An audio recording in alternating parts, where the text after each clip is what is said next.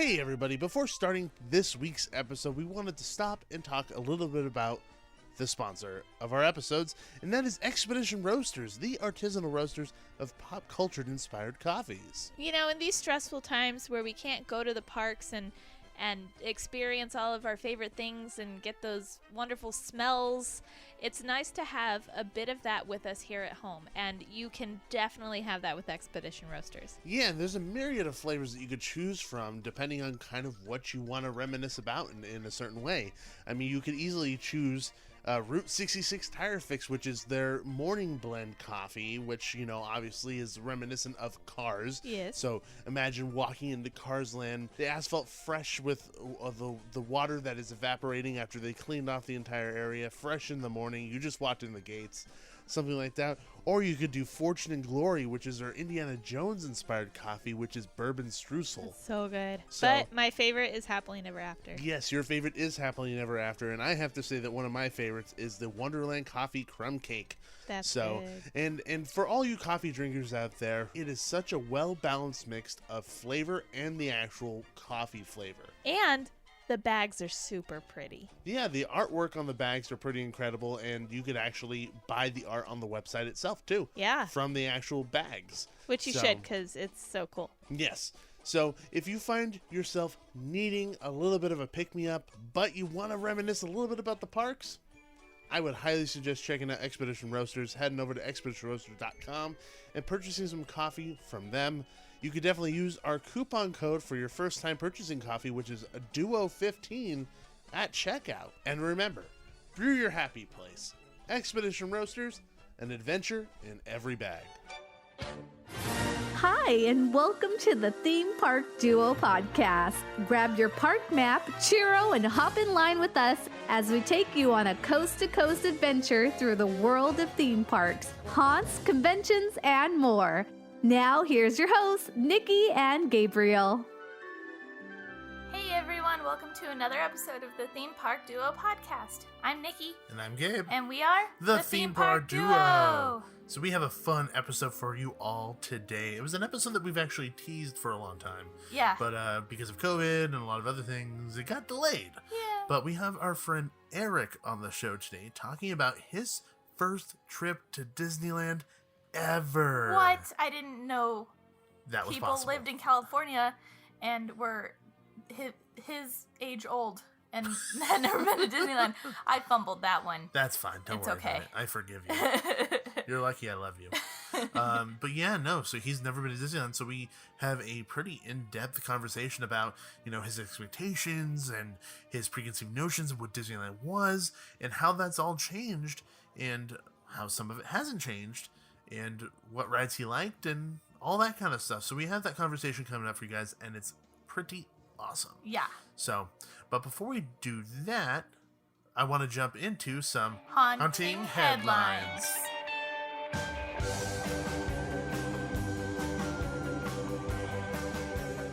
So the itty-bitty news that we want to talk about in Haunting Headlines today, and we'll keep it pretty brief because the body of today's episode is pretty long. Yeah. So want to keep it brief, but Universal Studios Florida actually opened up two of their mazes that they were going to have open for Halloween Horror Nights 30 for daytime guests and annual pass holders. So we have Universal Monsters, Bride of Frankenstein Lives, and then we also have Revenge of the Tooth Fairy. So both those mazes have been opened for guests to experience. So there's social distancing and minimal groups and minimal capacity and all scare actors behind plexiglass. So there's a lot of safety protocols being taken right now to make sure that guests are safe, monsters are safe, all actors are safe while going through this experience. Yeah. And from everything that I've been hearing, everyone is saying that the experience outside of, you know, the scares and the sets and everything has been phenomenal. You know, Universal team members have been doing a really good job of making sure that people are social distancing, making sure that people are staying safe, keeping masks above people's noses. Literally, you name it, people have been saying they've been doing an awesome job. Good.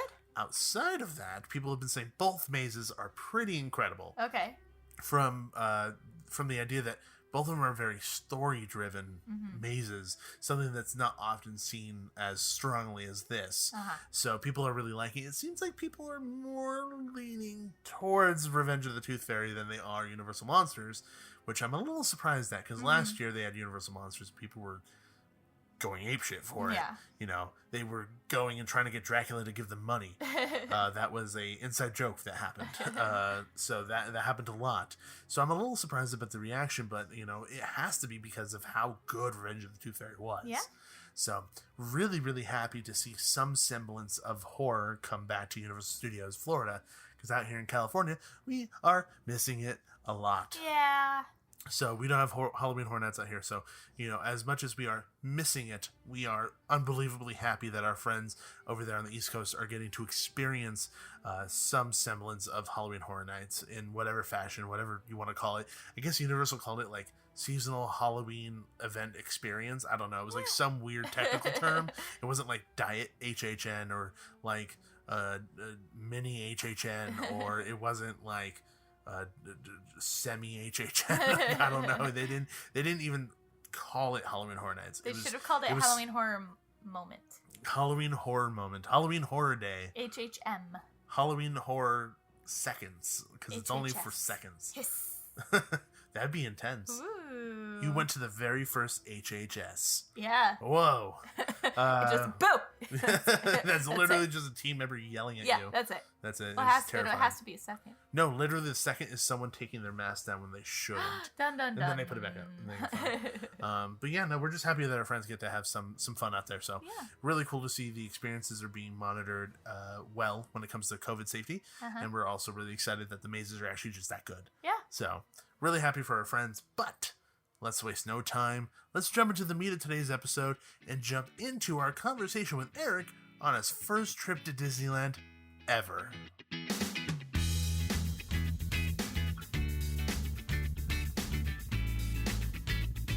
So we're here with our guest of the episode today, my very good friend, Eric. How are you doing today, my friend? I'm doing good. It's a pleasure to be here, Gabe. Well, I'm excited that you're here because honestly, like when we first started Theme Park Duo, I was talking to you about it and you were excited about us doing this. So I feel like it's come full circle that you're actually here on the show now, as opposed to hearing my thoughts and process about creating something. So Definitely. I was excited to get into the world of theme parks because, as you know, I was a noob up until a couple months ago.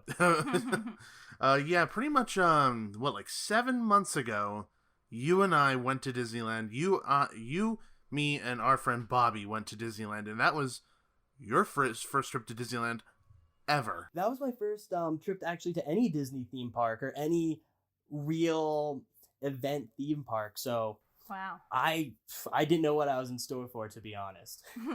Yeah, I mean, honestly, when it comes to Disney and Disney theme parks, there is a pretty big preconceived notion that these theme parks are for kids and it's kiddie. And so I wouldn't be shocked if before us going, you really were, second guessing, like, do I really want to go? I heard it's for kids. I don't know if I should go. I don't know if I'm going to have fun. I kind of was, to be honest. I was really worried that it was just going to be loud and obnoxious the whole time, and it was just pretty much a theme park designed just to entertain people 12 and below. Yeah, well, I mean, it is loud and obnoxious at times, so that's definitely not true. Yeah. Sometimes it's just the guests, not even the park. Yeah. Sometimes it's just the guests just being extra loud for absolutely no reason. But I mean, yeah, I do think that is unfortunately the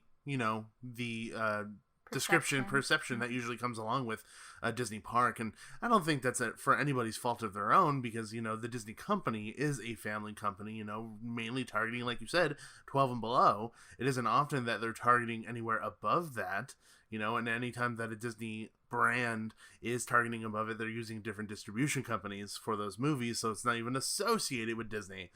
So, it isn't any fault of anybody's to have that perception. So I'm actually, your assessment of what you believed it was going to be seems pretty on par. It was on par, but I was expecting, I don't know, more kids crying, it more being like going to a big mall, if you know what I mean. Where this was more of an event where we got to walk into all these different worlds, and I honestly audibly gasped at a few of them, so I couldn't fault these kids for going crazy for seeing their favorite characters walking about. Well, I mean, there was definitely situations where you, I, and Bobby all started acting like 12-year-olds because of certain things, which we will get into eventually. But I mean, going into this and knowing that you hadn't been before, you know, you'd already said that you're expecting, you know, kind of screaming kids and overly loud, just over the top, a lot of kid-friendly things. What else were your kind of preconceived notions of a Disney park before going? I kind of thought it was going to be a little hokey. Like, everyone hears the Small World memes and the annoying songs and stuff like that. So I had the preconceived notion that all the parks kind of felt like that. I mean, I do think that because certain things have been around for so long, that they have become almost a joke. So, you know, like It's a Small World or Tiki Room, Pirates of the Caribbean, Haunted Mansion, all those attractions have been around for, what, like 40 years at this point? 40 plus years. So they're kind of ingrained into pop culture. So they've become a little bit something upon themselves other than the attraction. Does that sound about right, Nikki? Like they kind of become their own thing. Yeah, and to someone who's never experienced them for themselves, that must be a little, like, cheesy, you know? Extremely cheesy. Yeah. I thought it was going to be, but hey, I was wrong. I also think because outside the confines of the world that they've built, the things that you hear and you see about the park and the things that stand out tend to seem a bit different because they are out of context. So when they are in context, within the confines and within the theming, within the situation, it makes a lot more sense and becomes a lot less hokey and cheesy. There is certain times, of course, that cheesiness and that hokiness is present, but isn't overly present to the point where it distracts from the experience. I think of anything, and correct me if I'm wrong, Nikki, but I feel like any experience at Disneyland that kind of portrays that sense, it would be It's a Small World. Oh, yeah. And it's like, sorry, I lost my train of thought. I blanked out. It's like, I'm sorry, what were you saying? I was saying that, like... you talked for a long time, so I was saying that, like, when you kind of take these experiences and songs and moments out of context, they seem hokey, super hokey and silly and weird because they're out of context. Mm-hmm. But when you're actually experiencing it in the location, in the theming, in the experience, these shows and songs that have been around for so long don't really come off as cheesy and hokey, but the only one that kind of still does a little bit is It's a Small World. Yeah, no, It's a Small World is definitely like, ugh. Like, you know, it's like, it's fun the first time, and then it's fun during Christmas because it's a little different. But once you've ridden it once, you're like, okay, I'm good. So yeah, it keeps its cheese. Yeah, I mean, there's a reason why The Simpsons did Duff Gardens. They did a Duff beer for me or Duff beer for you. Yeah. I'll have a Duff, you'll have one too. Yeah. You know, they did their version of It's a Small World, and I think a lot of people make fun of that one. Although the concept and the meaning behind it is pretty strong, the general idea from the public usually isn't the best. Yeah. So it is what it is at that point. But and you know, before going, Eric, what were some of the rides and attractions and things that you knew you A, wanted to see, or B, needed to see? So the thing I needed to see was definitely Rise of the Resistance at the Galaxy's Edge. Oh, Rise of the Resistance? Yep. Yeah, of course. Sorry, Rise of the Resistance at the Galaxy's Edge. You pissed off about like 15 people on Twitter right now, just saying. Really? Oh no! It's okay, you get a pass. Yeah, you get a pass, don't worry about it. But before we went, my TV was just filled with commercials advertising just the new the immersive world. And go to Galaxy's Edge and kill people with lightsabers. It's the best. Yeah. But no, just seeing all that, it was something I had to experience. I would say that, and I heard amazing things about the Haunted Mansion, which unfortunately was closed when we went. But that was another one on the list. And Space Mountain was, just coming from you and Bobby, was supposed to be like a crazy trip with just super sweet electric guitars and stuff. So that one was super high on the list as well. Yeah, I feel like it's Space Mountain. I feel like all the different mountains tend to have this big lore and what's the word I'm looking for? It's like the must do's, like at Yeah. every Disney park. Yeah, they're definitely priority at all. Yeah, like parks. they always Yeah. seem like the priority, and for some reason, Space Mountain in particular always seems to be the one that is like the 2-hour line immediately. the pinnacle of the Yeah. mountains for some reason. Yeah. So it's not shocking that for you that was the one, like one of the rides that you were like, I gotta do this. So And I know I didn't go with you guys, but I know that Gabe's biggest stressor in going on your trip was that he wouldn't get a boarding pass for you guys for Rise of the Resistance. I was talking about that probably for like 5 days or 6 days prior to He us was going. so worried. He was I was like, like, that's the one thing he wants to do, and if I can't get a Yeah. boarding pass, we're totally screwed. And I'm really nervous that I'm not going to be able to pull that off. And I would like to say for everybody listening, I was so stressed about making sure that this trip was perfect for Eric because he had never been to Disneyland, and I have been to Disneyland more times than I'm willing to admit. And I wanted to make sure that the experience wasn't perfect, because it wasn't that it needed to be perfect, because every trip to Disneyland isn't necessarily perfect. Each trip is different upon itself, and different trips are good for a different reason. But I wanted it to flow in a way so that it felt like it was seamless, and it made sense, and it was easy, and he had fun. Ultimately, that's really what it came down to. So I was stressing hardcore because I cared about you wanting to go on that ride, man. I wanted to make sure you rode it. You did a great job. I mean, we woke up at 5 a.m., got in line bright and early. I think we were like the first 5 or 10 people to be let into the park, and well, I do have to say, okay, so to finish up the pre-going,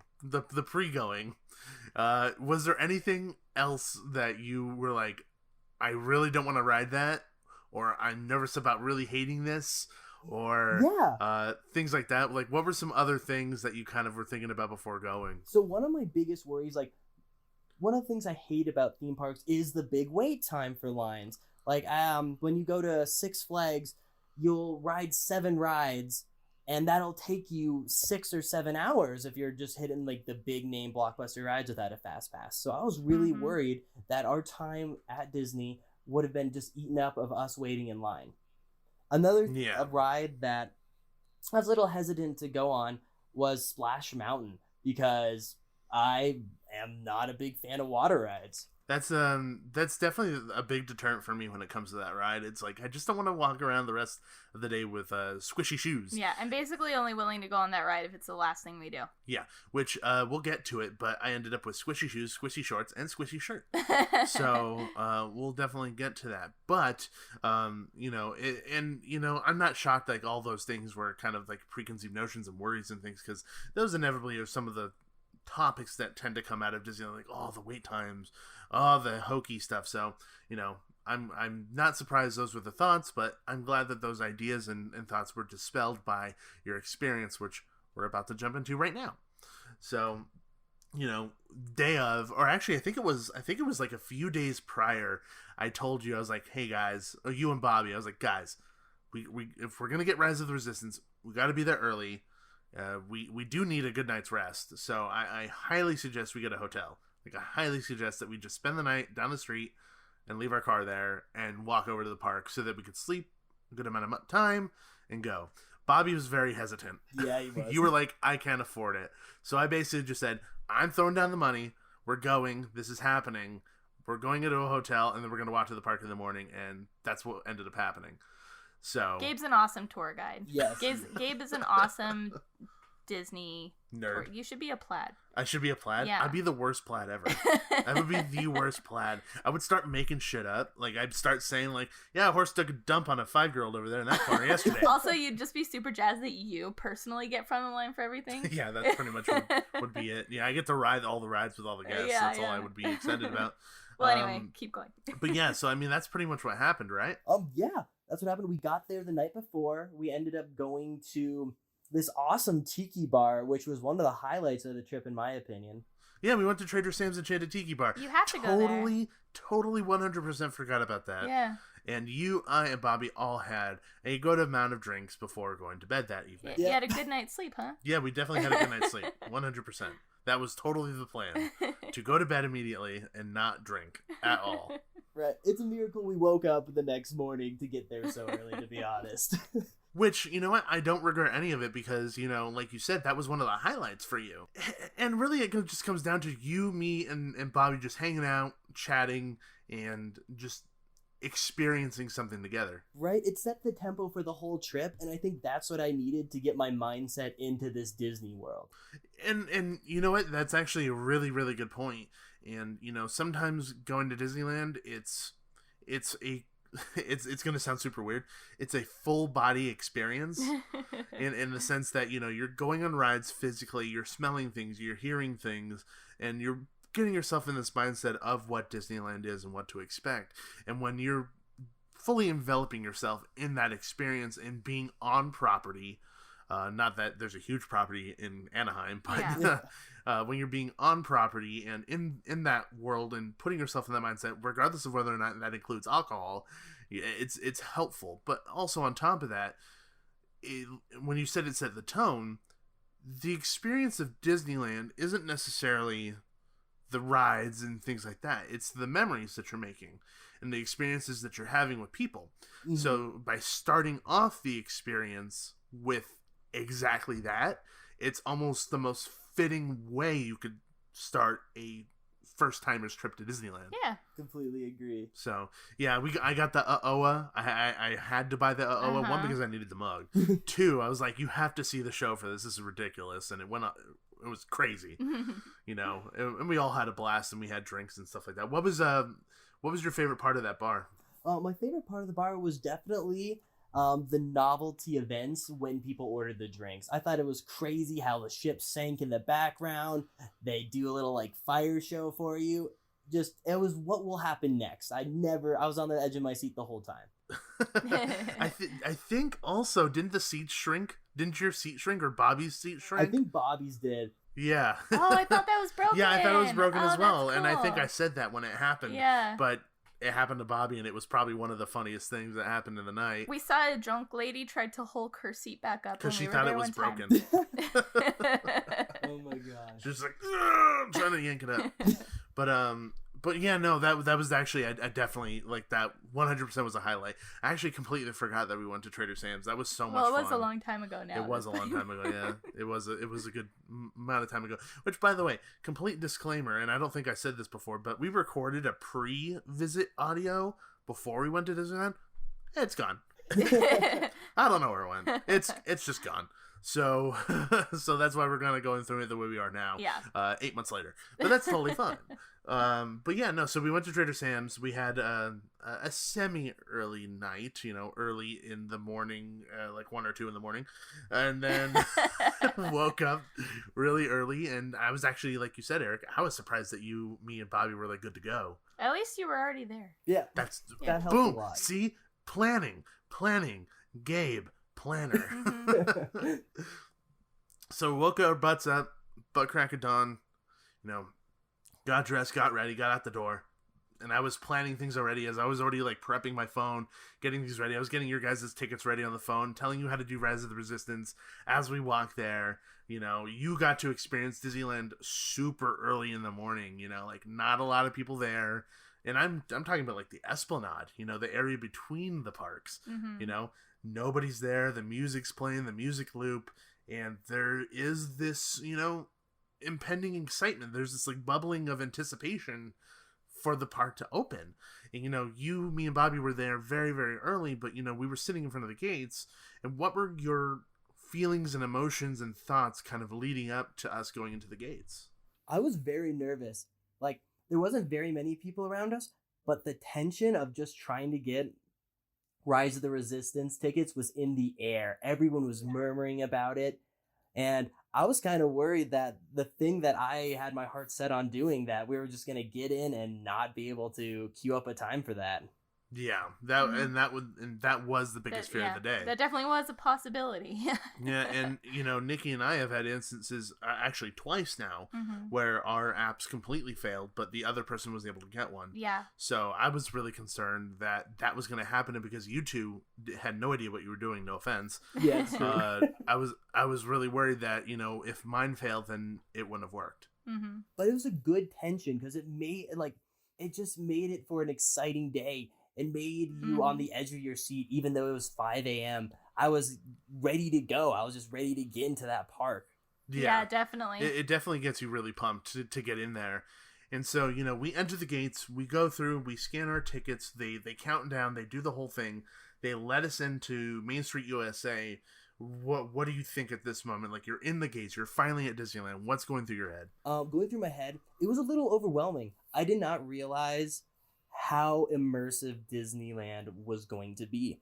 Like, from the second I walked in, I could tell I was in a different world, which no other theme park has done that for me. Like, I've been to Universal, but it doesn't have that feel. Like, Universal has Harry Potter World, but Disneyland, every world feels like Harry Potter World. Everything's so thought out. Everything from the second you walk in is just an event. And I was awestruck when I first walked in those doors.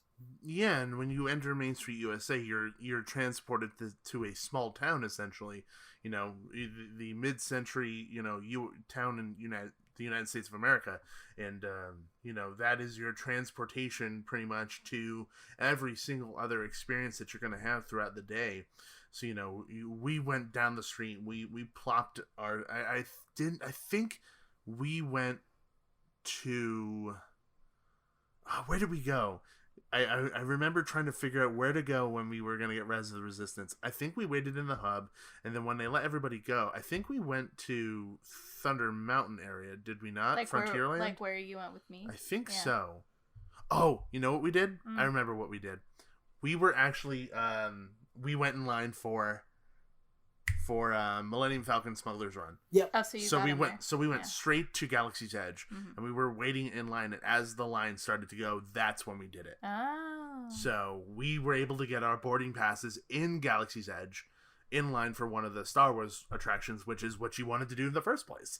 So we knocked out two birds with one stone. At that point, we had gotten our Res of the Resistance return time, and we got to ride Smuggler's Run. And those moments leading up to that boarding pass distribution moment is probably one of the most nerve-wracking moments I've ever had at a Disney park. You know, like you said, Eric, you know, everybody's murmuring about it, everybody's talking about it, everybody knows what's happening. Like, even if you can't hear the conversation happening next to you, you know they're talking about the boarding system. You know? Everyone's looking at their phones. Yeah. And I freaked the F out because I was looking at my phone. I was like, guys, okay, time to do it. And I had explained what to do. And I remember Bobby's like, okay, I pressed the button. What do I do? I was like, what? Do the thing. Do you press the other buttons? He's like, what buttons? I was like, ah! So I was just doing it on my phone as fast as I could. So I got it on my phone, thankfully. Bobby's like, oh, press the button. I was like, oh gosh, Bobby, no. Come on. Well, you got it. But we got it. So that's all that really matters at that point. So, you know, we were in Disneyland. Then your entrance to Galaxy's Edge was very anticlimactic, I feel, because we were so focused on getting the boarding passes, which is a little bit of a bummer. But you know, you got to go into Galaxy's Edge the first thing we did, and you got to experience Smuggler's Run. So how did you feel going into Galaxy's Edge being, you know, probably, if not the most anticipated thing for you during the day, going to Star Wars Land, aka Galaxy's Edge? So for me, right off the bat, I loved the animatronic robots right when you walk in. You walk by the food court area, and you see just a robot cranking this, I don't even know what creature it is, but he's roasting it on a spit, and I was like, oh my gosh, I am in Star Wars. I'm on the Galaxy's Edge. This is epic. And I don't think we heard him, but he talks every now and again. He goes, oh, I'm so hot here, turning this meat. Oh, it's the worst. Yeah, I don't think we heard him when we first walked in, but I think we heard him during lunchtime. They had the audio bumped up. Yeah, definitely. Yeah, so I mean, you walk by that, and then you see the Millennium Falcon, which for a lot of people is really overwhelming.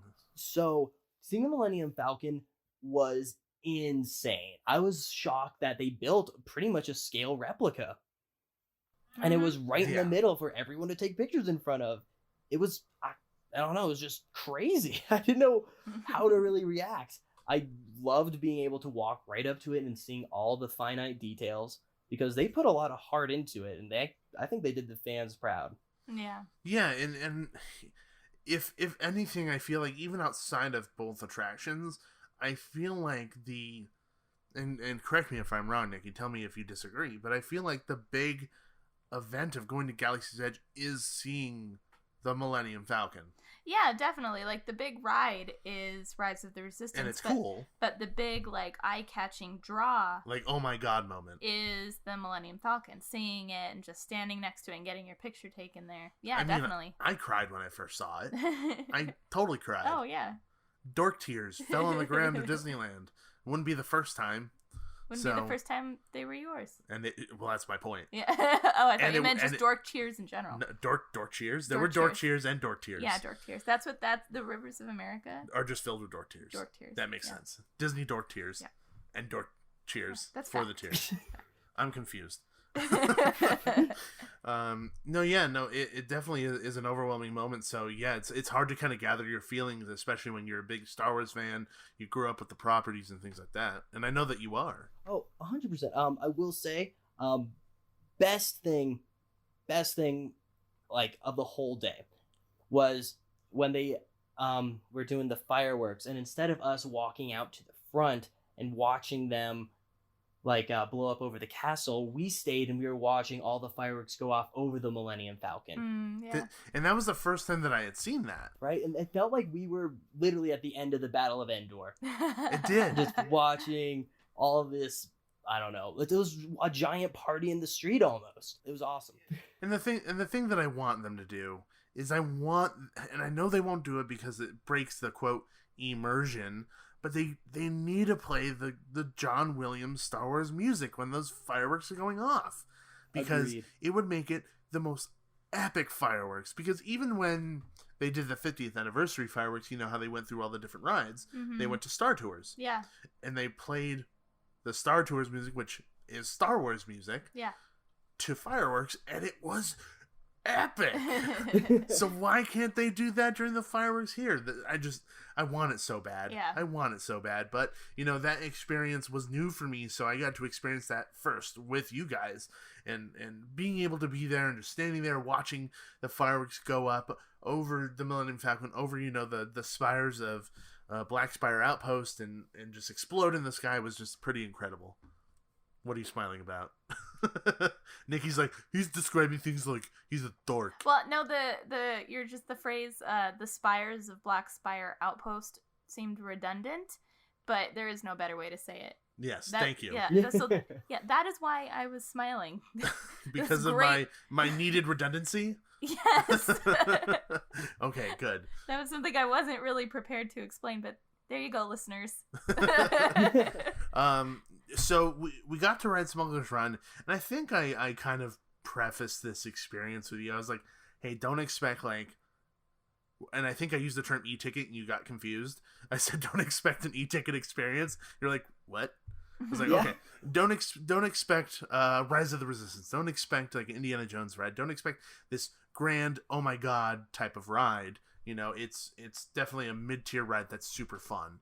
And I actually think that actually helped a little bit for the experience, because I think it lowered your expectations a bit so that the experience is actually better than what you were expecting.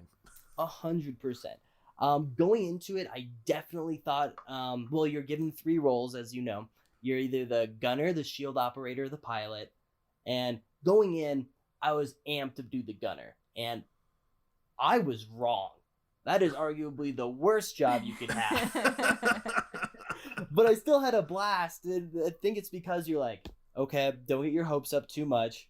Just go with it. Take it as it is. You'll have a blast.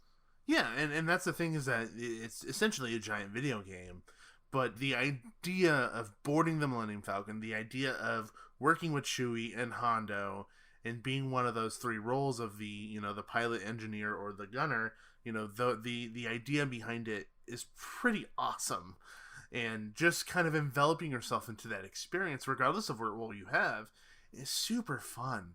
And just being able to be either the pilot and pull the lever to go to light speed, or be the gunner and blow down TIE fighters one after another, or being the engineer pressing all the buttons and trying to keep the ship flying and stable, is a really fun experience. It's pretty fun. My favorite's the engineer, because the pilot is too much pressure and I don't have fun because I know that other people's experience is based on what I do.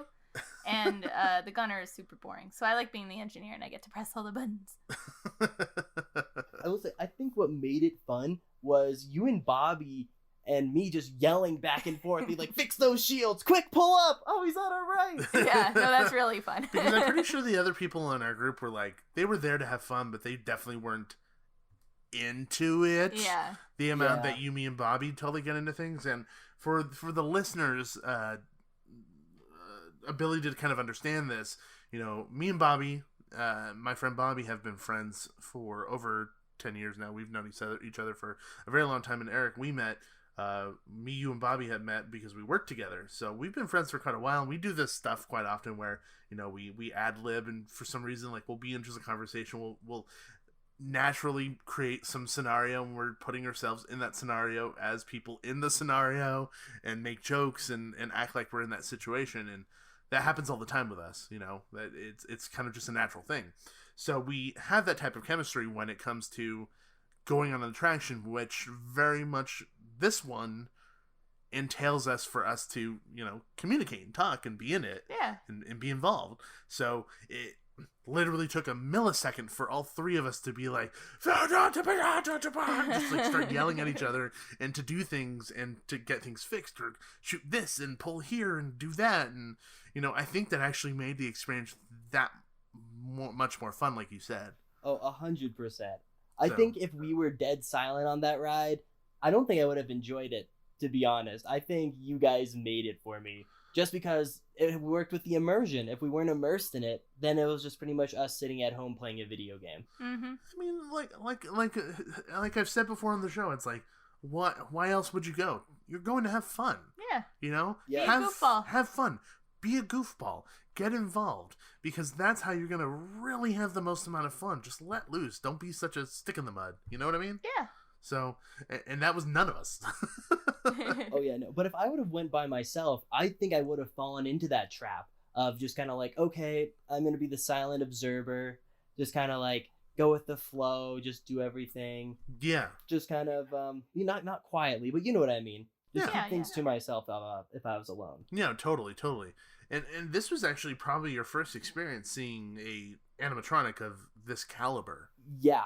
The animatronics throughout the park were unreal. I mean, even the Lincoln that was made, what was it, like 40 odd years ago or something? Yeah, I mean, it's been updated. revamped, It's yeah. been revamped and Oh, it's been updated since updated? then. Okay. Yeah. I think the oldest ones that still kind of seem older are, you know, the stuff in Haunted Mansion or Pirates, but, you know, things have been updated. Certain animatronics have been updated throughout the years. But no, like, still, Lincoln was horrifying. He looked like Lincoln. I mean, like, and we're talking Galaxy's Edge, we're talking about, like, Hondo. Yeah. Hondo's pretty impressive Ooh, yeah. to see. And he's, like, one of the, you know, top-notch newest animatronics that Disney has created for an attraction recently. So, you know, being able to see him and how fluid his movements are and, you know, how well he's able to articulate his lips to form, like, the words that he's saying is pretty astounding. So it really sets off that experience on the right foot right before you board the Millennium Falcon. So, you know, we had a blast there. I think we ate Ronto wraps. I think I forced us to For eat breakfast? for breakfast. I think I forced us to eat Ronto wraps. They were actually pretty good. I was surprised. I was just kind of like, this is just going to be a hot dog. And I was like, no, this is actually pretty tasty. Mm-hmm. Yeah, and I think we talked about this, not this conversation, but the deleted conversation.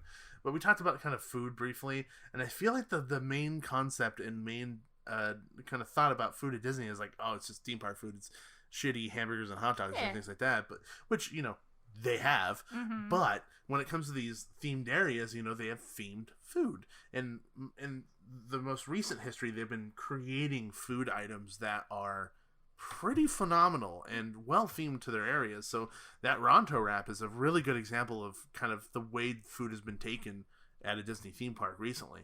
So you're getting some of the top-notch, like, creations here. Oh, 100%. I could tell. I mean, I really wanted to try the gray stuff, but I don't think we went there for lunch. I think we went something to a different place. Yeah, I forgot. Honestly, I forgot where we ate throughout the day, but I think they were out of the gray stuff when we tried, didn't we? Didn't we go? Yeah, They were out. we walked over there, and you're like, "Do you want to wait, even though they don't have the gray stuff?" And I was like, "Nah, let's go somewhere else."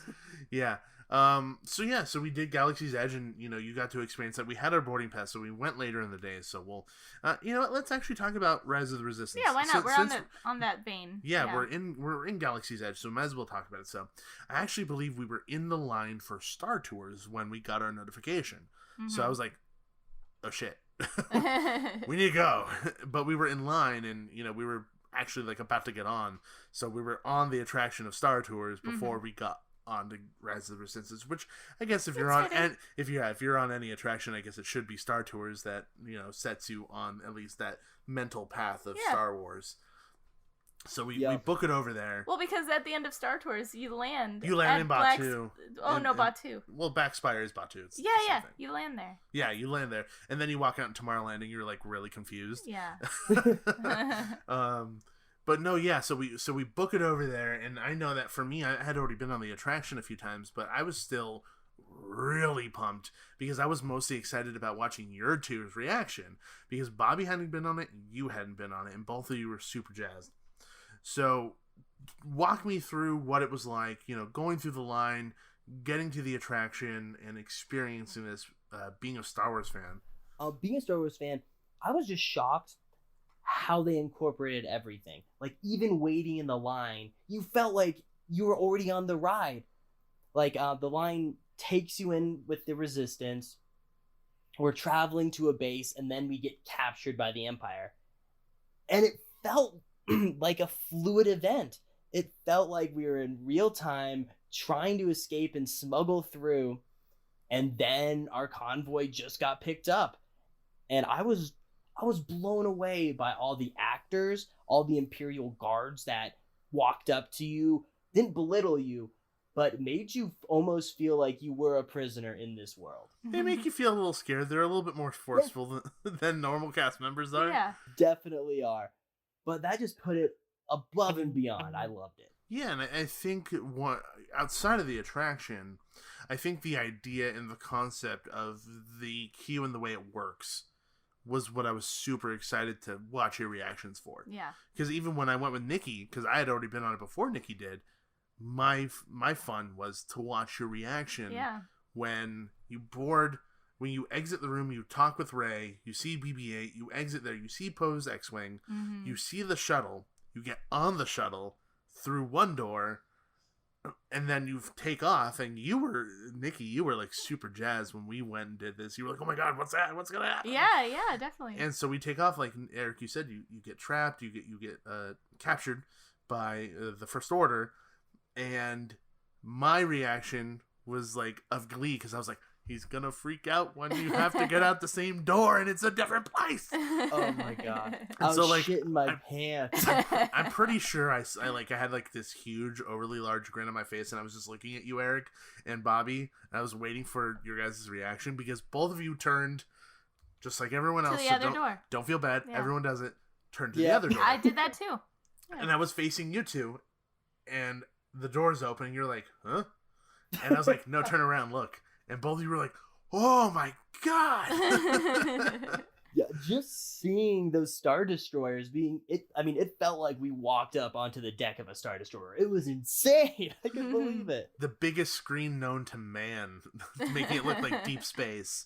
You know, with TIE fighters flying by. And just the fact that it was so much colder in there, too. Yeah. It's like, whoa, you're in space. That's that added detail, you know? Like, it can't be hot in there. That would feel weird. Yeah. It needs to be cold. That's what space is. It's cold. You know? Not that I've been to space. I have no clue, but people say it's cold. I know people have been. We've heard. I'm a big deal. We've heard it's cold. Yeah, we've heard it's cold. So, yeah, you know, that whole experience, you know, was so fun to watch you react because I actually want to say it's the biggest moment of the experience of that attraction. It is. It's 100%. probably and it's not even the ride. Yeah, it's still the queue. Which is insane because if you think about other attractions and kind of how they all work, the big moments are on the ride. Splash Mountain, it's the drop. Indiana Jones, it's the boulder. Pirates of the Caribbean, it's the drop. Haunted Mansion, it's the... Actually, you know what? I would say Haunted Mansion is the same thing. And I think on our episode where we talked about it, I actually equated Haunted Mansion to Rise of the Resistance, where The elevator? the elevator Yeah. moment Mhm. is very similar to Mhm. the shuttle sequence in Rise of the Resistance. Yeah. But most of the time, 99.9% of the time, attractions that utilize big show moments are on the actual attraction. Yeah. So, having that big moment and watching your guys' reaction was absolutely priceless. Absolutely priceless. But, we get captured, we're put into holding cells, and both you and Bobby are like, this sucks. What are we doing here? We're all captured. What's happening? And I was like, just wait. It's going to be good.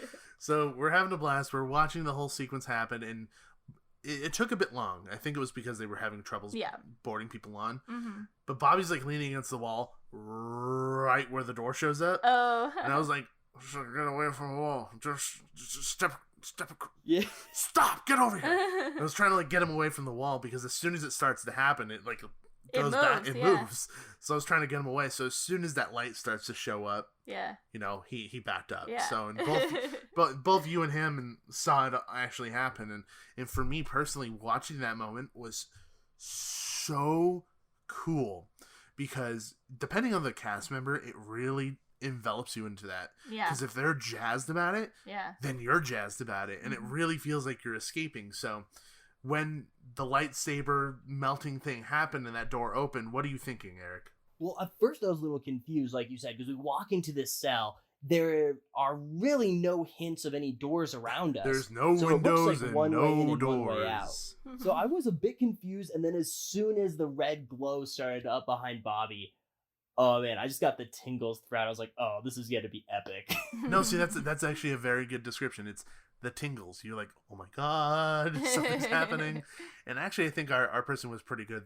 They basically like, hurry, come up, I'm with the Resistance. We're gonna help you escape. And then you get on the attraction and you experience it. I got a dud the first time. Yeah, he was like, go this way. Yeah, get on the right. Get on this over here.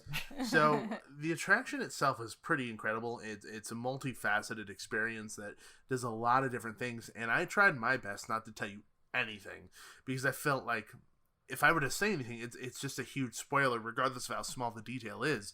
So we ride this ride, and this is after, I think this is midday at this point. You've been on a few different things, and we've been on some really good rides at that point, but I felt like this was probably the biggest thing and your most anticipated. So where were you at when we got on this, and how did you enjoy the ride? So this was definitely my favorite ride of the entire day. Well, actually, the Matterhorn was my sleeper hit, but we'll get back to that later. But anticipation, everything, I think it lived up to the hype. I would plan a whole day just riding that ride. If I could have done that 5 more times, I would have. I think that riding it once kind of helps it be ingrained as like a classic, if that makes sense. Like if you were to ride it multiple times in a day and ride it 6 times, I feel like the excitement and this, almost lore of the attraction of trying to get a boarding pass, and you get to ride it only once, and you try to remember all the little details you saw and the emotions you felt and the excitement would be diminished if you were to ride it 5 times in a row. I mean, don't get me wrong, I agree. I want to ride it 5 times in a row. I'm just glad that that's not the case, because it's it makes people appreciate it more. Yeah, and we talked about it all day. Yeah, it's true. The only thing I do wish is we got to ride the Pirates of the Caribbean ride. I want to say 3 times, and I enjoyed riding that one so many times because there's so much to look at. There's so many little details that you can miss, and I felt like Rise of the Resistance kind of had that same feel, that you might pick up a couple different things every time you go on it. Yeah, and one thing that I don't know if you picked up on, but something that took me a few rides to pick up on, was when you're in the hangar bay with all the life-size AT-ATs. Over in the back left corner of that room, it looks like a giant door, and there's a mirror that's reflecting the other side of the AT-AT, so it makes it look like there's more AT-ATs on the other side of that door, and that the space isn't just confined to the room that you're in, but it's creating more, kind of expanding that world a bit. So details like that for me are really cool to see. Yeah, definitely. The active illusion is just fantastic, and yeah, stuff like that I would have loved to go back and ride it again and just have my eyes more, not instead of taking everything in, just looking for those finite details. Yeah. What was your favorite moment from the ride? My favorite moment from the ride was definitely just exiting onto the platform of the Star Destroyer. I mean that wasn't part of the ride, but that was part of the ride for me. You know what I mean? Mm-hmm. Yeah. I would say my favorite part of the ride, I think it's when Kylo Ren is talking to all his officers, and then he notices us and he force pushes some of like the walling next to us, and we see it light up a little bit red as if blasters are shooting by as well, and we see all the creaks and like pops of the metal as he like is using his powers to try to get us. And were you expecting a drop? No.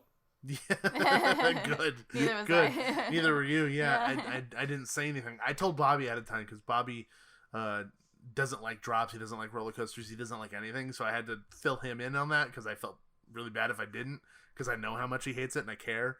So I was like, hey, FYI, there's a itty bitty drop.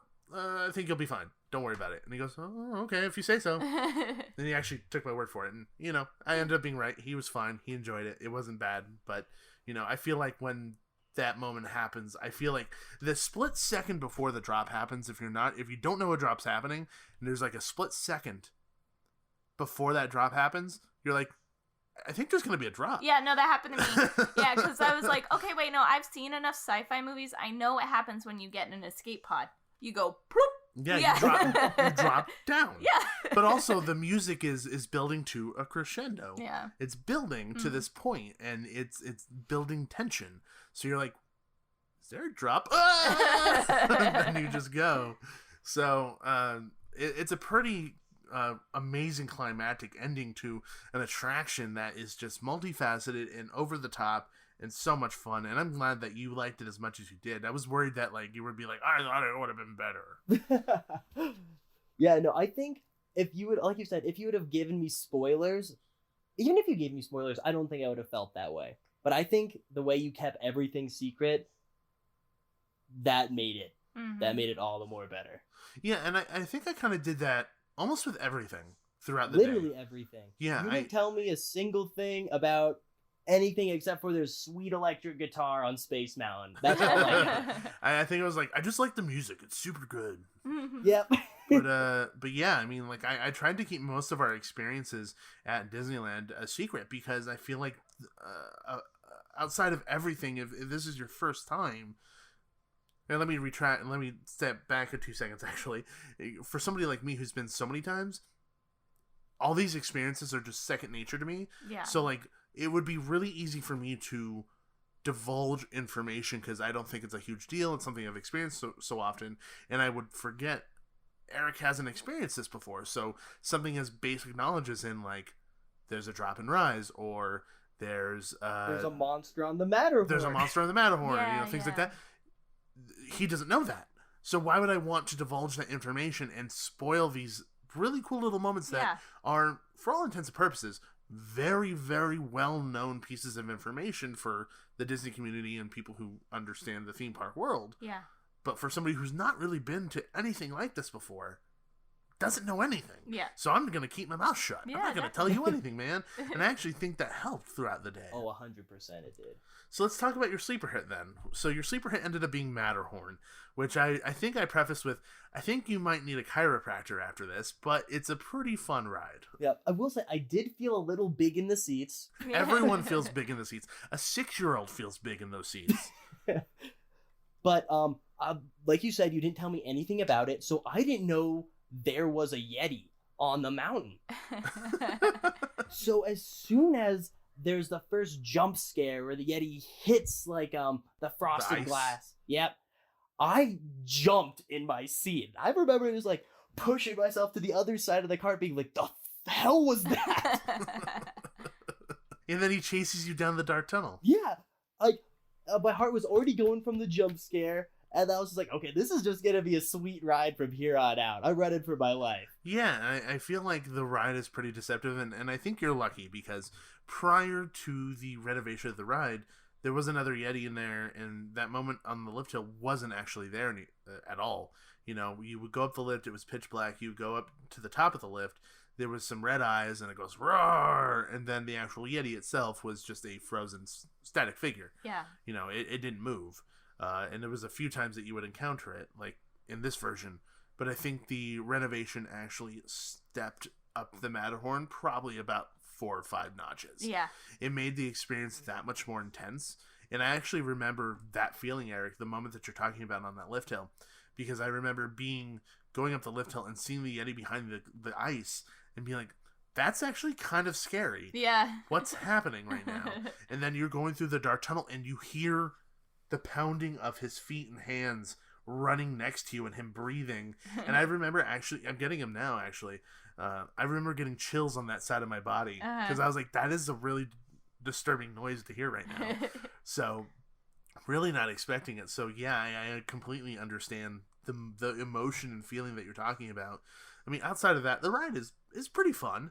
It's not the fastest. I mean, it's the first tubular steel roller coaster ever created. So I mean, I give it a little bit of a break. Oh yeah, like the ride itself, like it was fun. It's a rickety old roller coaster, like you were saying. But I mean, just the build up and the production value, that's what made it for me. I just was not expecting a horror attraction at a kid's theme park, besides like Haunted Mansion. But from what you said, that's less horror and more kind of like silly, goofy. Yeah. Yeah, Haunted Mansion is definitely a mixture between scary and funny. And I mean, that really goes back to the days where they were developing the attraction and the two Imagineers that were pretty much in charge of trying to create this thing. One was like, it needs to be scary. The other one's like, it needs to be funny. And they ended up just smashing their ideas together. So it's a very good mishmash of those two emotions, which I feel like Matterhorn in and out of itself kind of does something very similar, like you're saying, where you have this scary, scary monster that's chasing after you, but in the line you have this yodeling and silliness and, you know, lively emotion pretty much leading up until you go into that tunnel and then it goes wild. So it's a pretty gnarly experience. But, you know, when it comes to kind of the experience of Disneyland as a whole, you know, stepping away from rides in particular, you know, outside of Main Street USA, you know, you have Adventureland, New Orleans Square, Fantasyland, Tomorrowland, Critter Country, and a few other like things in between, Frontierland.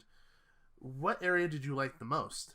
Well, of course, Galaxy's Edge, but I'd say a close second was the New Orleans Square. I loved New Orleans Square. I was actually able to go to New Orleans a bit before the hurricane hit, and it felt like I was in an old-time New Orleans downtown on the New Orleans Square, and it was sweet. I don't know. That definitely was my favorite area. Honestly, I wasn't expecting that answer. Yeah. At all. Which, and to be honest, I'm actually really happy that's your answer, because New Orleans Square in and out of itself isn't anything like flashy. Yeah. It's not a flashy land, you know. I feel like Tomorrowland's flashy. I feel like Adventureland is relatively flashy. Fantasyland is extremely flashy. Yeah. Frontierland feels like an afterthought. But New Orleans Square isn't flashy. It is definitely developed and designed to replicate a real place. Yeah. You know, Adventureland is bits taken from all over the world, you know, and Fantasyland bits taken from all over the world, and Frontierland kind of an idea and concept that doesn't really exist outside of areas that are not really inhabited too much anymore, you know, out in the desert and things. But New Orleans is still around, and you have this land that's emulating that, and it does it pretty well. And at least somebody who's giving it credence right now from having just been back from New Orleans, which is pretty cool. Yeah, it's like, I think that's why I loved it, because it was a breath of reality with all this fantasy around it. And so walking into it, it was just kind of, it was almost like a pause in our trip. You walked in, and it was calming in a way. You know what I mean? Not to say New Orleans is calming, but compared to Tomorrowland, compared to Fantasyland, you walk in and you're like, oh no, this feels like I'm in a cute area of New Orleans downtown. Yeah. No, yeah, and I totally get that. I mean, and arguably the best land, because it has two of the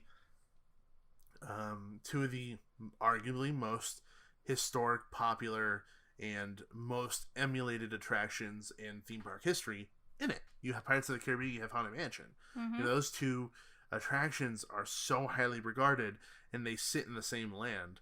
So that's pretty incredible. They like bookend the land. They really do bookend the land, because right on the other side of Haunted Mansion, you have a racist attraction. You have Splash Mountain. Just joking. Not really joking. Well, but it won't be Splash Mountain. It won't be for much Splash longer. Mountain anymore, which we'll talk about a little bit later. But yeah, you bookend the land. That's a very good point, Nikki, with those two major iconic attractions. So since we're in that area, you know, we went on, like you had already said, we went on Pirates 3 times. You were just in love with that attraction, which I wasn't expecting to happen. I was expecting, I want to go on Space Mountain like 10 times. I want to go on Indiana Jones 10 times. I want to go on Thunder Mountain 10 times. But you're like, I want to go on Pirates. Yeah. So I mean, like, and that's not a bad thing. I mean, I think that speaks to the lifespan of this attraction and the fact that it was built so long ago, and it's still to this day pulling in people who have never been to Disneyland and having people fall in love with it. Yeah. I mean, it's so quirky.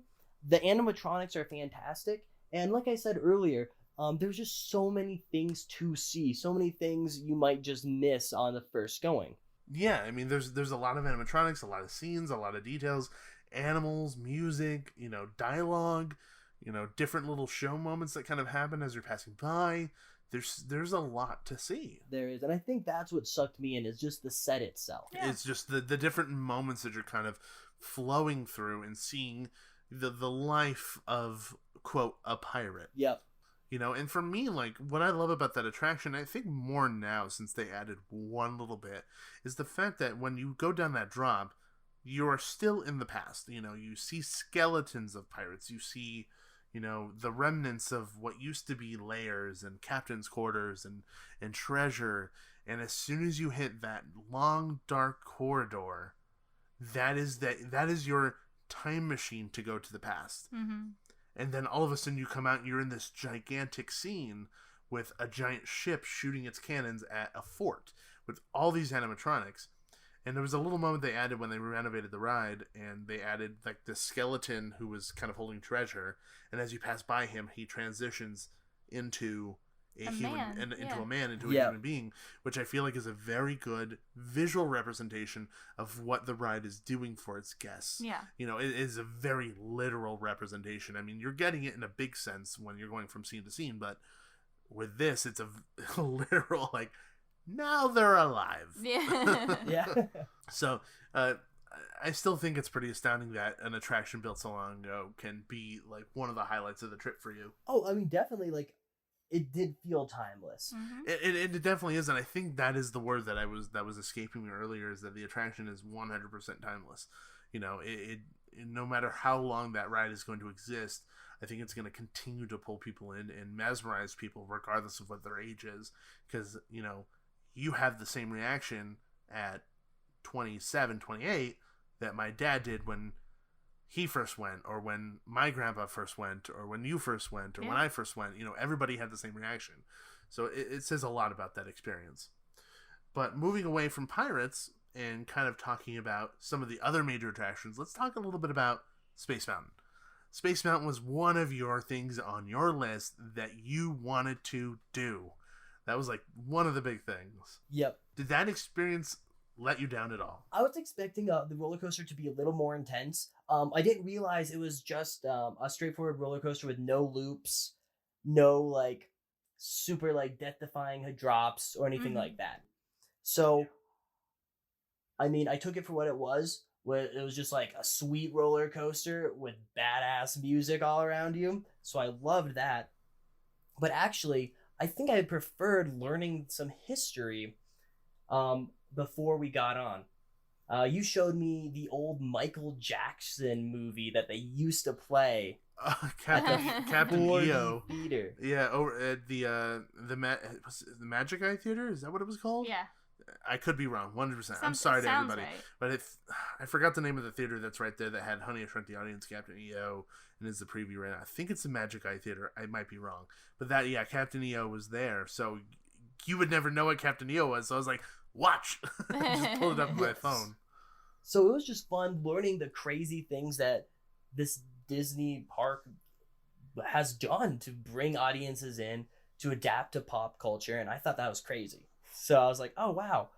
I mean, Space Mountain, cool. Learning that Michael Jackson had a weird, crazy alien adventure where he saves people through dance. Where's the map? The I thing think I ate it. I mean, that was even better. It was just weird and bizarre, and I love the oddities, so I liked hearing about that. And I think I also told you at one point they put Red Hot Chili Peppers on Space Mountain and the roller coaster in California Adventure, didn't I?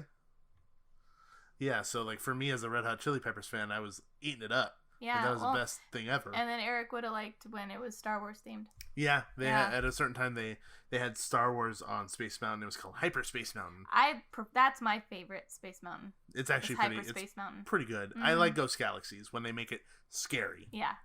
So regular Space Mountain, what you experienced is fun, and it is what it is. But when they add to it, it makes it just a little bit better. Oh, I bet I could see that. Yeah. I think what I like about Ghost Galaxies, which is what they do for Halloween, they make it so that there's this galaxy monster that's out in space trying to get you. So when you actually go up the lift and go through some of those little tunnels before getting on, like before actually traversing the attraction, it's actually pitch black, and there's like creepy music, eerie music just kind of playing. Mm-hmm. And as you go up that lift hill with that big tunnel, they have the galaxy ghost kind of pull out, and you see it, and you're going towards it, and it's like flying around and trying to get you. And even at the very end of the attraction, when you head that tunnel where they had the picture at the end of the ride, its face pops up with a really loud stinger noise, and it scares the living daylights out of people if it's right next to them, which I find to be phenomenal. I mean, it sounds like I need to go back. I mean, after everything's open and when there's a theme event, because you also have been talking up the theme events that Disney had. You have said that their Christmas event is one of the best Christmas events. Yeah, Christmas during. I think what I was saying was like Christmas during, or Disneyland during Christmas time is just so different. Mm-hmm. It is. There's a different feeling in the air. There's a different emotional attachment to it. You know, you go through the bakery areas and you're smelling different smells from the different, treats they're making for Christmas time.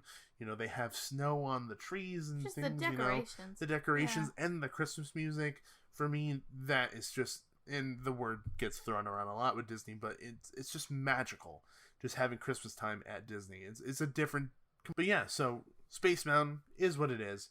I think we rode Indiana Jones, and that was my favorite attraction of all time, and it still is to this day.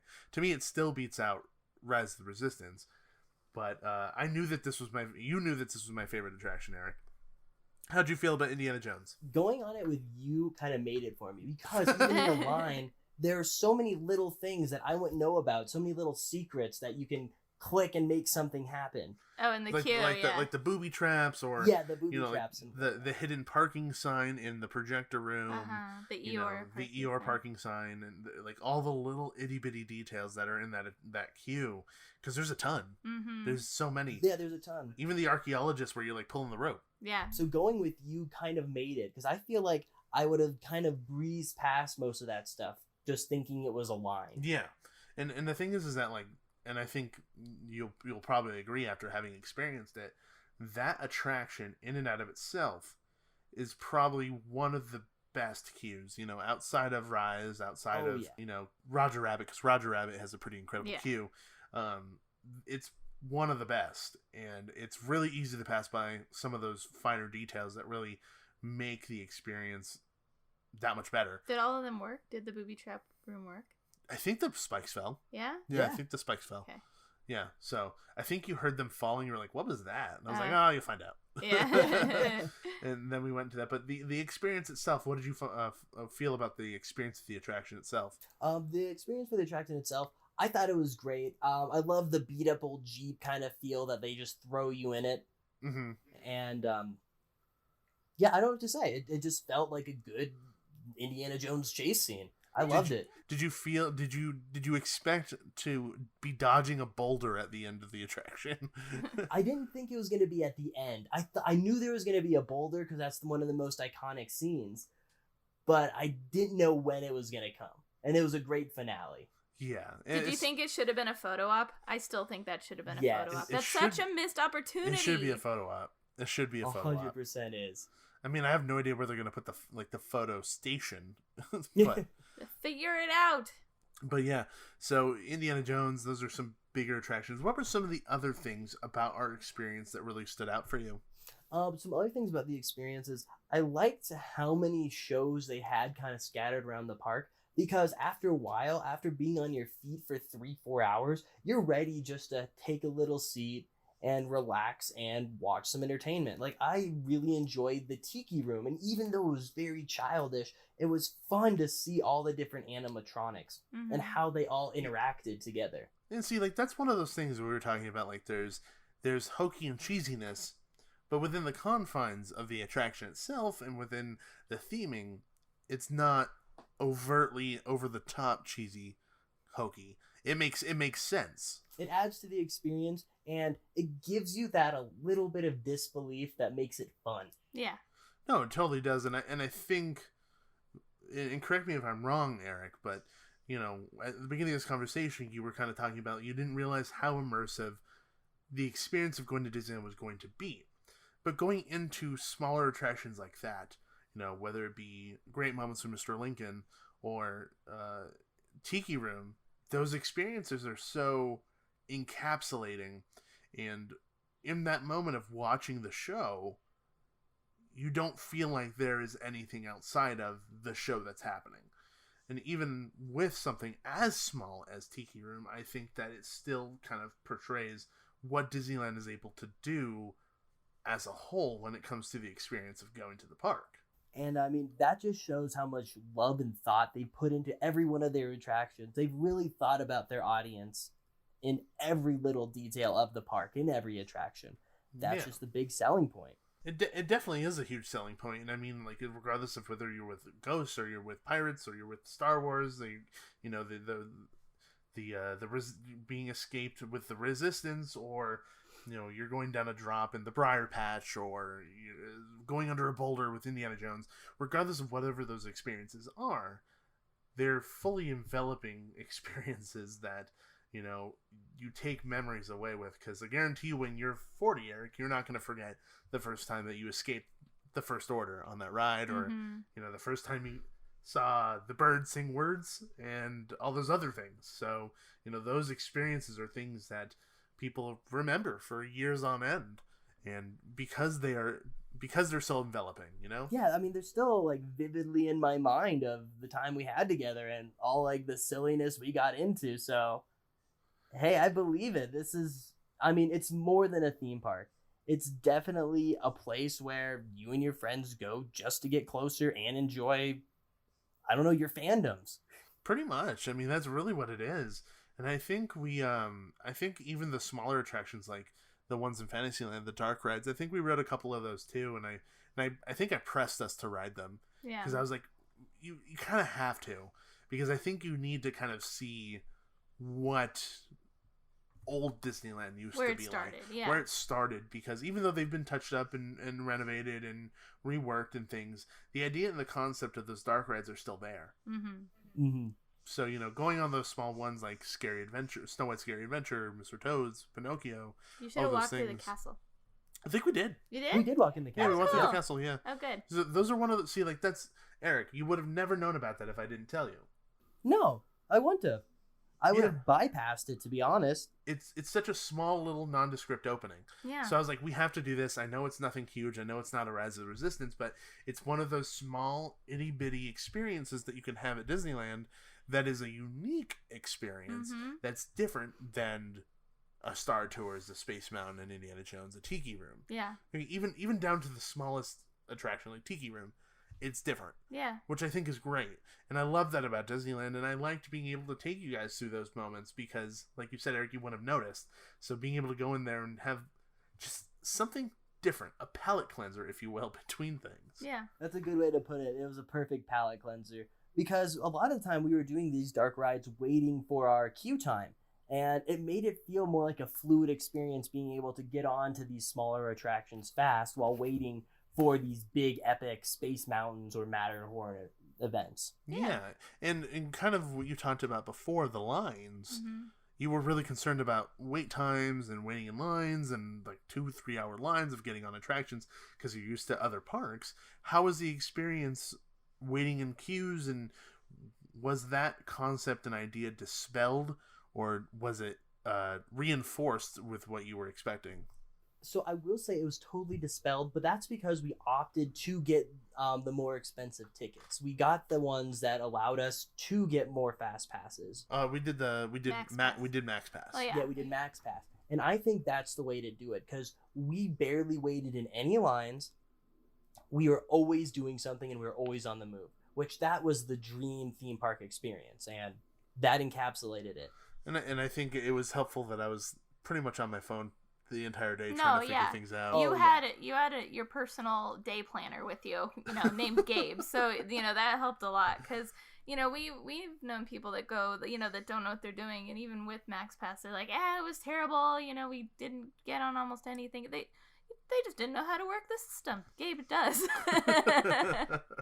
I remember the night before we're sitting in the hotel room and I think we've gone over the itinerary like 4 times already. And Dave's like, okay, so we're going to try to go Rise of the Resistance, then Tomorrowland, then Frontierland, and then after that, we'll just do open queues for the biggest ride. Does that sound good? And I'm like, that sounds good. You were just like, whatever, just we'll do it, sure, whatever you. Yeah, whatever I was you like, say, I'm on the ride, dude. I'm here just following you. I trust you.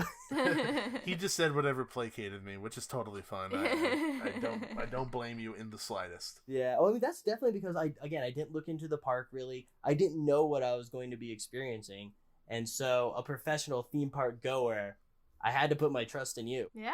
Yeah, I mean, and the thing is that I tried my best to make sure that the experience, like I said at the beginning, was a fluid experience, and it sounds like we succeeded because, if we weren't going on a big ride, we were doing all the smaller stuff. Yeah.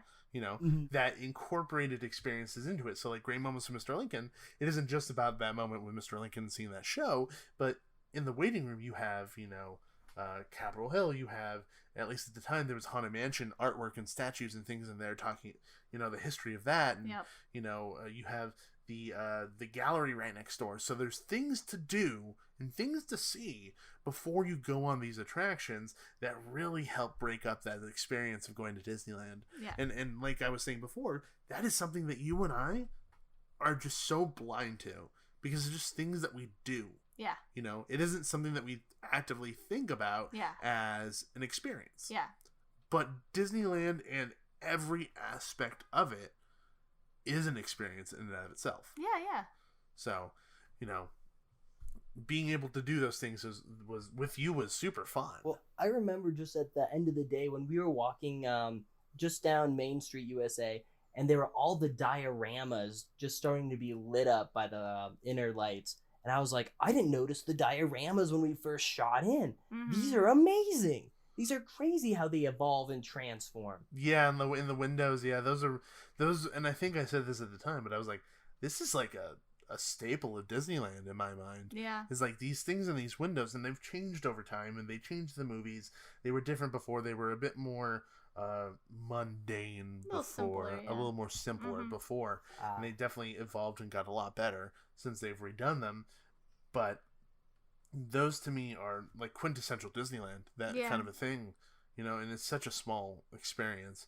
And even walking up to, the firehouse and me explaining, hey, that's where Walt's apartment was and things, and talking about the finer details of the history of the park and stuff, which you seem to be really into. That was part of the fun. I mean, I love learning about history. I like learning where things the origin of things. And I was a huge fan growing up of the Silly Symphonies. So I loved hearing all the different iWorks and Disney just kind of lore and history about where they worked, how they had houses on the park and stuff like that, which I thought was awesome and cool. Yeah.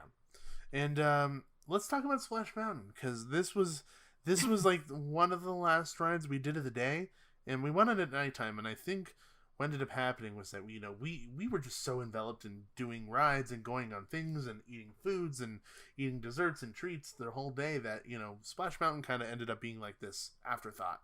And I was like, oh darn it, it's late at night. I would understand if you don't want to go on it because you get wet, and I think I phrased it in this way. I was like, I highly implore you to consider going on it because one is the next time you're going to be here. 2, who knows when this thing is going to go away? Yeah. Which my voice has rung true since that moment because it's getting turned into a Princess and the Frog attraction. So Gabe jinxed it. So I jinxed it. Gabe jinxed it. No, it's because people finally realized that the movie that it's based on is extremely racist. But if you disagree, I'm sorry, but that's just my feeling. Well, it's a lot of people. But Yeah, so it's racist.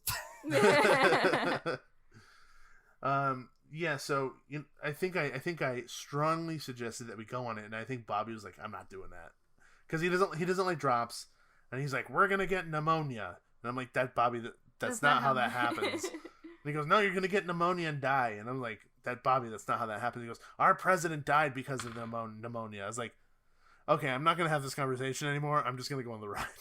Yeah, I will say you did have to twist my arm because it was late in the day. I was not feeling it. I was like, okay, fine. And one of the big reasons why we went on it is there was literally no line. We walked all the way up, and we were just able to get in the front seats. For the right reason. Yeah. For the right Yeah. reason, there was no line, which they offered us seats 1 and 2. Uh-huh. And I was like, That's Eric, right. I'll take the bullet. I'll take 1. You take 2. Don't worry about it. I got you.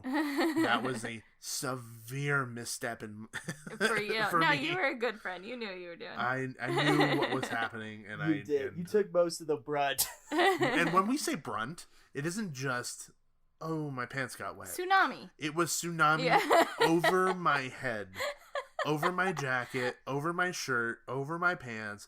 I was more wet. I was about to say a really bad joke. I was more wet than I have been going to like a water park. Yeah. That's how wet I was. It was like, I cannot stress to the audience more right now.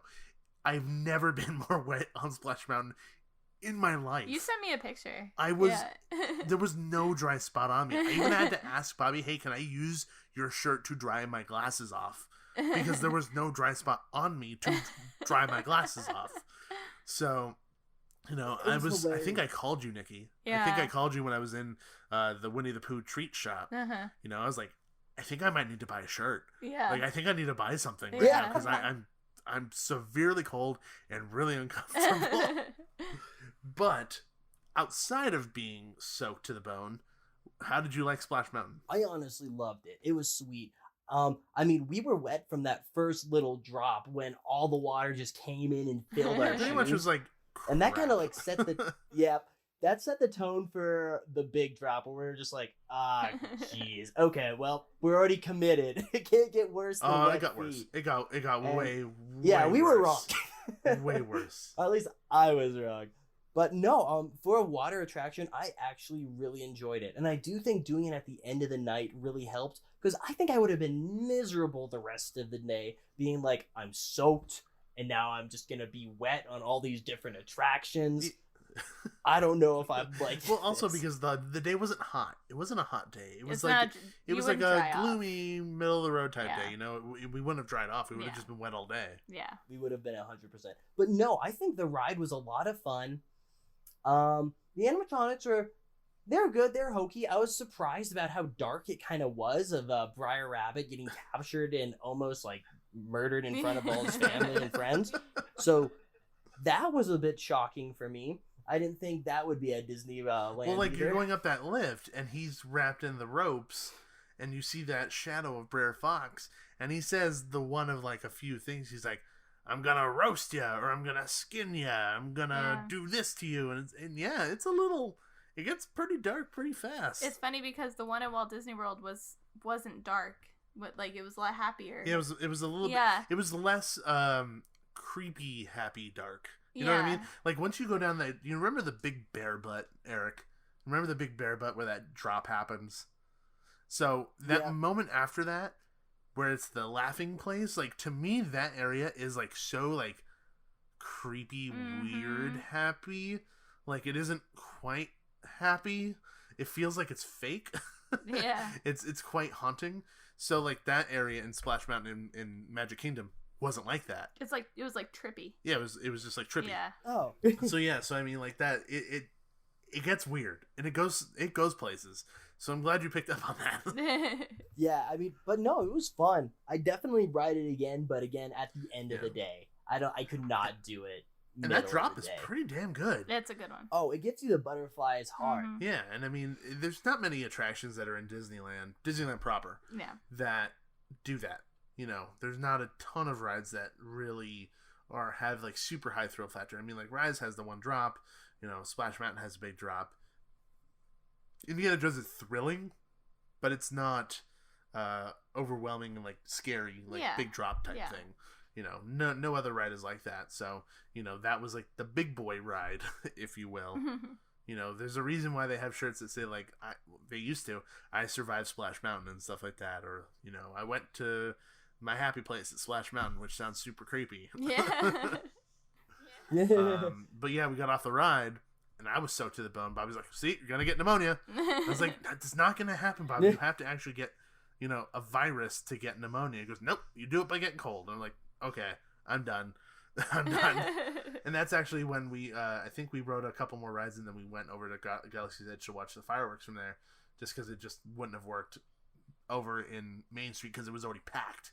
Like, it just gets nuts over there.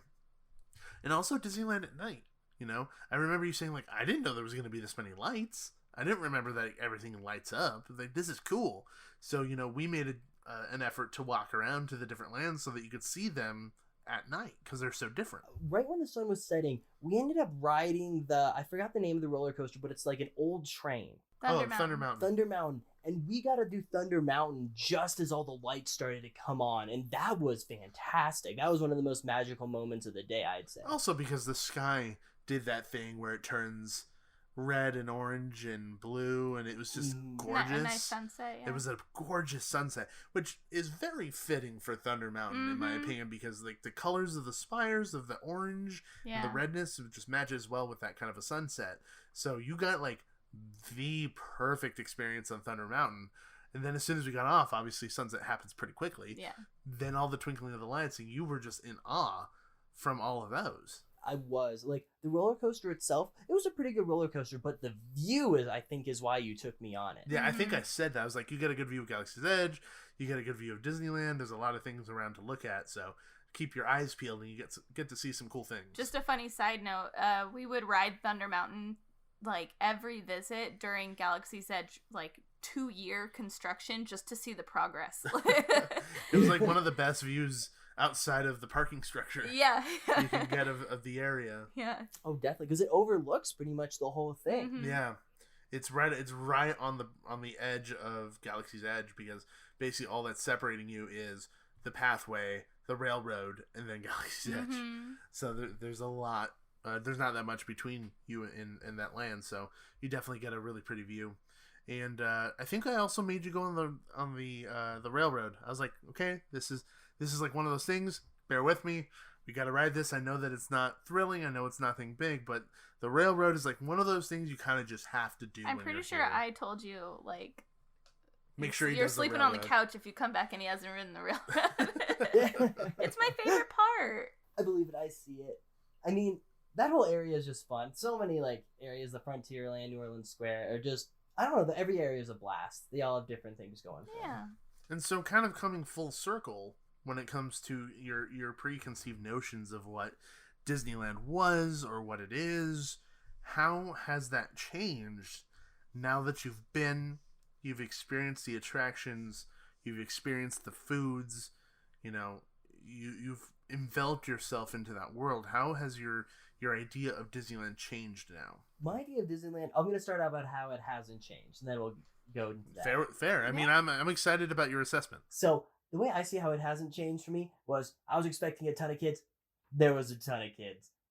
The way that it's changed for me is I wasn't expecting to become one of those giddy children and run around this park like an idiot, just excited to see the littlest things. I'd say it went above and beyond for wait times and getting to the attractions. The immersion was unlike anything. I know I keep hammering on it, but it is unlike anything I've ever experienced.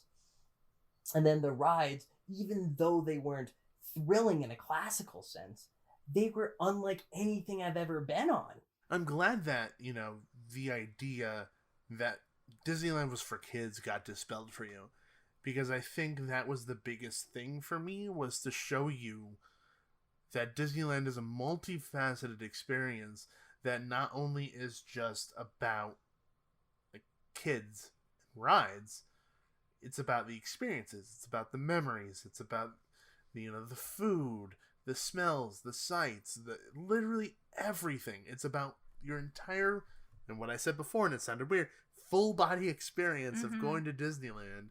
And that's truly what it's about. And, you, me, and Bobby made memories that we won't forget for the rest of our lives. Because we were able to go and experience these things together and have that much fun.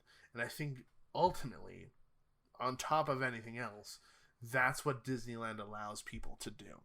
Is create memories that they won't forget. And I think the trip that we took, even though it started at 4:30 in the morning, ended up being a success because of the memories that we were able to keep with us now and the fun that we had at all the different experiences, whether it be big or small. Definitely. I don't know if we mentioned this in the beginning of the episode, but Bobby and Gabe actually had to twist my arm to get even to go to Disneyland in the first place. I was so against going. I thought it was a big waste of money. I thought I was not going to have fun. That actually my two friends pulled their money together and said, Eric, you don't know what you're missing out. I'm getting you a ticket. We're going. Yeah, I totally forgot that happened.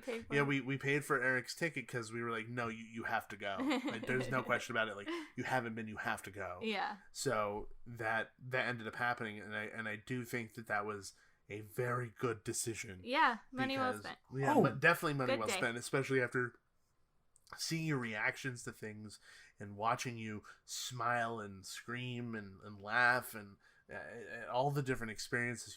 That is worth its money, worth its weight in gold. And just, I think as just a seasoned, Disneyland goer, I feel like we kind of like live for those moments of like reliving it for the first time ourselves. Kind of. It's like going to Disneyland with our kid. No, yeah, not in like a weird way, but it's true. Like No, I mean it in a weird way. No, like I went with my friend Aaliyah, and kind of like the same experience you guys had. Like I was like nervous as heck, like trying to get a Ride of Resistance boarding pass for both of us, and she was actually the one that got it because my phone froze up. But it was the same thing, just like sitting back, already having been on it, and just watching her reaction to it. So it's our fun after having been to the park like hundreds of times, probably hundreds of times, at least over 100 times. Definitely. So over 100. so it's just, that's our fun now. No, it definitely is, and that hits the nail on the head. So I'm just really happy that you enjoyed it as much as you did, because that for me is like the biggest takeaway from that experience, is knowing that you had so much fun and knowing that you had a good time eating the foods, riding the rides, and just experiencing all of it, regardless if it was Tiki Room, Tiki Bar, Rise of Resistance, Pinocchio, whatever it was. All of it was an experience that you had fun on. Nothing was like a complete like, this sucks. It was all either good to great. 100%. And I mean, the thing I took away from it the most, I would say, is the preconceived notion that theme parks are just made for thrills and to get your adrenaline rushing and stuff. I loved how Disney, like, I think this might be something just native to Disney, that it just opens you up to just more becoming a kid and becoming, I don't know, just the camaraderie it gives you of experiencing these things with just other people. It's unlike any other theme park where, like, I'm going to relate to Six Flags, where if you just go on, I'm going to relate it because I haven't actually not been to Six Flags in California. I've only been to the one in Colorado. So I'm going to relate it to the Tower of Terror, where it's like, okay, you wait in line, you play heads up, and then you do the 10-second ride, you drop, you get your like butterflies, and then you move on. You don't really talk about, oh wow, we were up there for 30 seconds and then we dropped. Where Disneyland's like, oh no, we talk about all the pirates, all the like the Music in Space Mountain, the Stormtroopers, the monsters. Yeah, there's just so much more going on, and it was nice to change that preconceived notion that it's not a thrill park, it is an experience park. But Eric, thank you so much for joining us on this episode. I think it was an eye-opening conversation, I think, for all of us to kind of watch somebody's perspective of never being to Disneyland and then watching it change after having experienced everything and eating the foods and doing everything. So I really had a lot of fun talking with you about it. Oh, well, I'm just happy to be on. It was great talking with you and Nikki. And again, I'm so grateful you and Bobby brought me, because I would have never experienced it otherwise. Yeah, well, I mean, hopefully we'll be able to do it again soon with California Adventure. Me, you, and Bobby will do it. Bobby will sit out in most of the rides because they're all rides that'll make his tummy feel bad. So I'm just straight up non-invited. Yeah, never. Oh, okay. Good Wait, to know. we need someone to carry Aaron? I mean, you can go with them, and I'll stay home if you want to. But anyway, yeah, so I really appreciate you taking the time to sit down with us and chatting about everything Disneyland-oriented when it came to your visit, so had a lot of fun. And if you want to, you can plug your socials if people want to follow you or on social media or anything. Right now, I've been doing a lot of dark art. If you guys like horror stuff, you can follow me at Trippy Graveyard on Instagram. It's really cool. I love looking at That's all actually your art. That's perfect for our audience. Yeah. So there you go, Trippy Graveyard. Follow them. Check it out.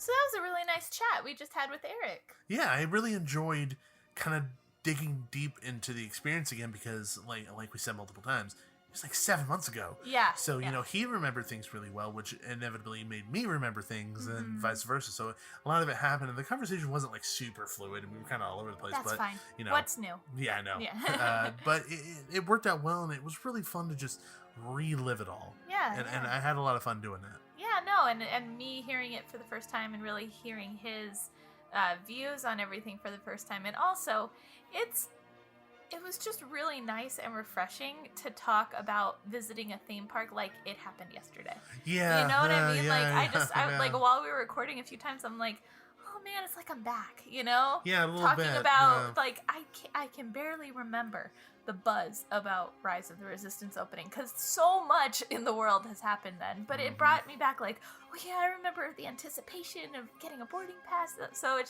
was just really nice to chat about that. And hopefully for all our listeners, it's just really nice to listen to a semblance of normal. Yes. So. Yeah, a show that really didn't have much to do with COVID-19. Yeah. Didn't really do because it's something we should have quarantine. recorded before. Yeah, should have recorded before, which we did and we lost it. We did, yes. But, yeah, no, I totally agree. It kind of made me forget about the state the world's in right now. Yeah. So it was really refreshing to be able to have that conversation and not have to feel like I can't do it again. Because eventually it will happen. We but, will get back. you know, the normalcy of it Yeah. was nice. So I think you kind of hit the nail on the head there. But yeah, just hearing his perspective, hearing what he liked, and hearing the food that he liked, and you know, just how it impacted him was pretty incredible for me. Yeah. You know, and it makes me happy that the experience that I tried so hard to make good for him, it ended up being that. Yeah. So I really had a lot of fun talking with him and reliving that. So hopefully all of you enjoyed listening to that as well. Yeah. So thank you for listening to this week's episode. I know that last week our episode was a little delayed. We were moving. But we were moving, yeah. So I want to give us a little bit of a break for that. But, you know, it is what it is. We released the episode, so we're sorry it was a little late. But moving is definitely a little overwhelming. If you've moved, then you know exactly what we're talking about. So, but before we go, the one last thing that we wanted to talk about was a couple of reviews that we were left on iTunes. Yay! I love reviews. Yeah, the good ones. Mm-hmm. So I believe there's two because I don't remember reading this one. So we're gonna read it again. If you heard it last time, I'm sorry. Okay. But the first one says, "Wonderful and entertaining. I gladly listen to every Theme Park Duo podcast. I especially like the crosstalk between Nikki and Gabriel. There are many entertaining comments and observation makes me want to visit a theme park. Maybe when we get a vaccine. Keep up the good work. David Olivas." So thank you very much, Thank you, David, for leaving that wonderful review. The next one is short but sweet. It is a great show. Great listen. Amazing guest. Love the show. Skee Ball Man. Thank you, Skee Ball Man. Thank you. Call Skee Ball Man. He'll know what to do. I don't know. It just feels like something you'd say. No, it reminds me of Mystery Men, like the Waffler. Yeah. Like Skee-Ball Man sounds like someone who would have gone to audition. You know. I'm Pencilhead, son of Pencilhead. Yeah, Dane Cook is the Waffler. I'll take a movie made out of that. That sounds fantastic. Waffler? The Waffler. Oh I'll my take a God. Waffler movie. Why has there never been a Mystery Men spin-off of the Waffler? I think I have one reason. Because it would be terrible. I want to see it. I'm not judging your taste. Yeah. Anyway, thank you for the 5-star written reviews, as always. If you guys want to, and you're enjoying the show, you enjoy our banter, you enjoy the nonsense that we wish up like a Waffle Man movie, please head on over to iTunes or whatever platform you're listening to and leave us a review. It always helps us out, and it's a free way to support us because it raises us up higher in the standings and makes it easier for people to find us and enjoy us like you are right now. And if you haven't already, make sure you head on over to our social media platforms that you probably use on a daily basis and look us up under Theme Park Duo. You can find us at Theme Park Duo on Facebook, YouTube, Instagram, and Twitter. So that would be fantastic. And if you want to reach out, you can always reach out with some comments, questions, concerns at themeparkduo@gmail.com. Once again, thank you again for listening to this week's episode. And always remember, there's always a great, big, beautiful tomorrow. See ya! Thanks for riding with the Theme Park Duo. Make sure to gather all your belongings before the end of the podcast. Bye-bye.